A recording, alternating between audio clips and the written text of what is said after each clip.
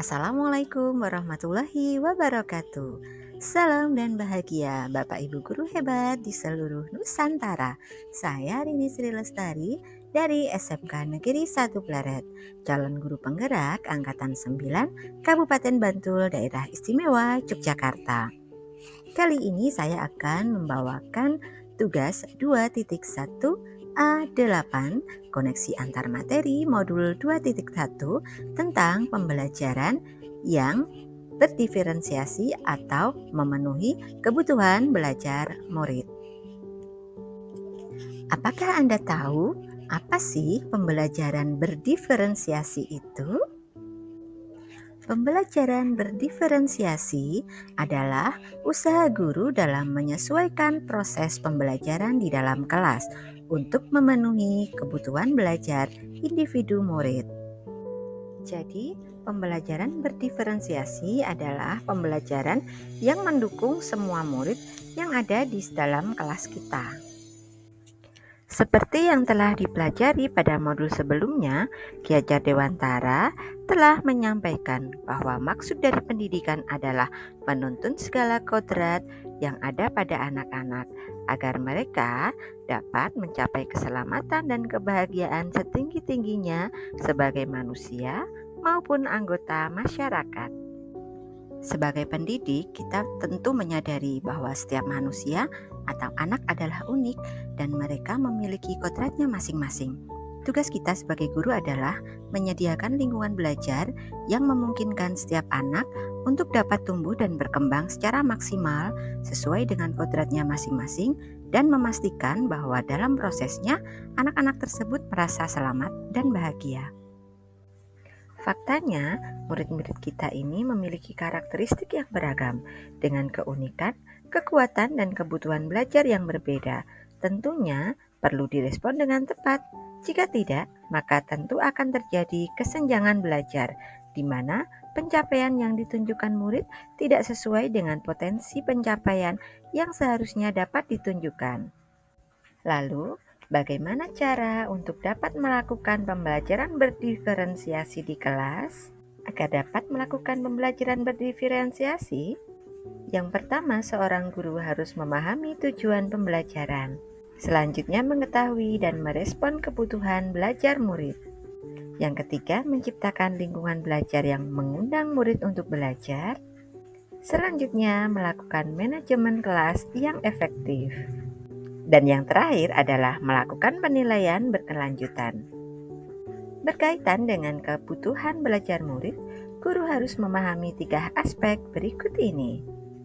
Yang pertama adalah kesiapan belajar murid atau readiness. Yang kedua, minat murid. Dan yang ketiga adalah profil belajar murid. Dalam kesiapan belajar murid atau readiness, seorang guru harus menilai pengetahuan awal dan menentukan apa yang telah murid ketahui dan di mana murid itu berada. Sementara dari aspek minat murid, minat setiap anak pasti berbeda-beda.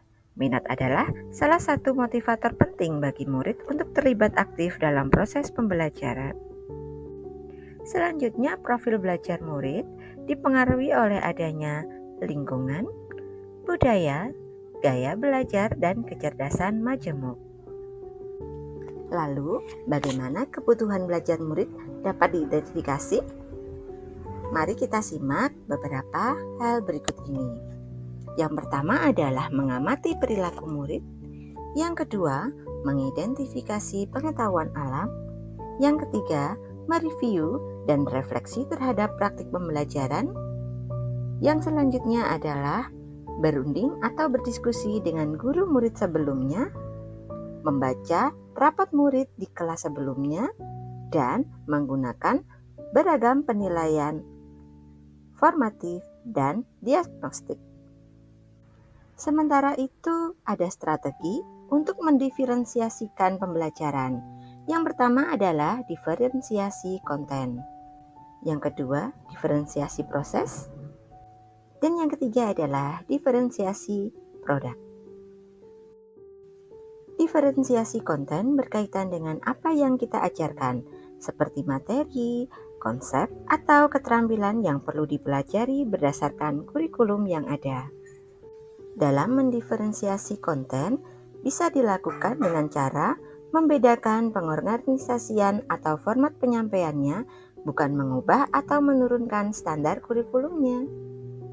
Strategi yang kedua adalah strategi diferensiasi proses.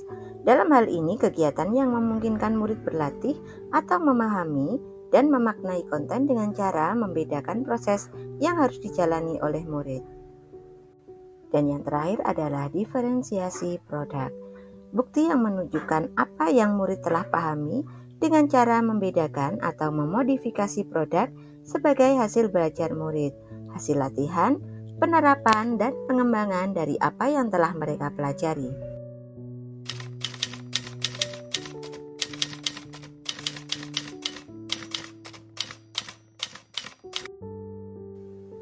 Apakah keterkaitan antara modul pembelajaran berdiferensiasi dengan modul-modul lainnya? Saat ini kita berada pada modul 2.1 tentang pembelajaran yang memenuhi kebutuhan belajar murid. Sebelumnya kita telah mempelajari modul 1.1 tentang filosofi pendidikan Ki Hajar Dewantara, modul 1.2 tentang nilai dan peran guru penggerak, modul 1.3 tentang visi guru penggerak, dan modul 1.4 tentang budaya positif. Keterkaitan antara modul 1.1 dengan modul 2.1 adalah untuk dapat melakukan pembelajaran berdiferensiasi, maka guru harus berusaha memenuhi kebutuhan belajar anak sesuai dengan kodrat alam dan kodrat zaman berdasarkan filosofi Ki Hajar Dewantara. Sementara antara modul 1.2 dan modul 2.1, dalam melakukan pembelajaran berdiferensiasi, seorang guru penggerak harus berpihak pada murid, reflektif, mandiri, kolaboratif, dan inovatif untuk menciptakan pembelajaran berdiferensiasi agar dapat memenuhi kebutuhan murid. Dengan demikian, seorang guru penggerak dapat mewujudkan kepemimpinan murid dengan menuntun murid merdeka belajar sesuai dengan nilai dan peran guru penggerak.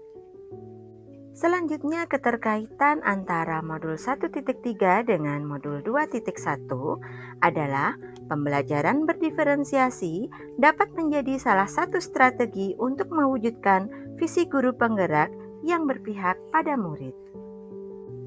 Dan koneksi yang terakhir antara modul 1.4 dengan modul 2.1 adalah dalam pelaksanaan pembelajaran berdiferensiasi antara guru dan murid harus ada kesepakatan kelas terlebih dahulu agar proses pembelajaran dapat berjalan dengan baik sesuai dengan nilai-nilai budaya positif.